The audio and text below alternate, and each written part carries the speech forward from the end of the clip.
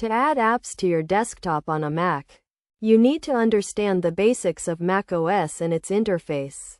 The first step is to locate the Applications folder, which can be found in the dock or by clicking on the Finder icon and selecting Applications from the sidebar. Once you have opened the Applications folder, you will see a list of all the apps installed on your Mac.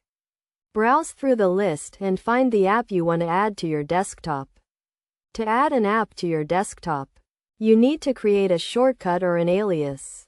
You can do this by right-clicking on the app icon and selecting Make Alias, or by holding down the Command and Option keys while dragging the app icon to your desktop. Another way to add apps to your desktop is by using the dock. You can drag and drop app icons to the right side of the dock, which is where you can find your favorite and most used apps.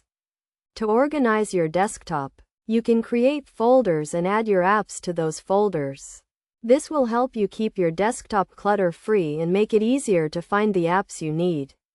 Best practices for managing apps on your Mac include keeping your Applications folder organized, regularly updating your apps, and removing any apps you no longer use.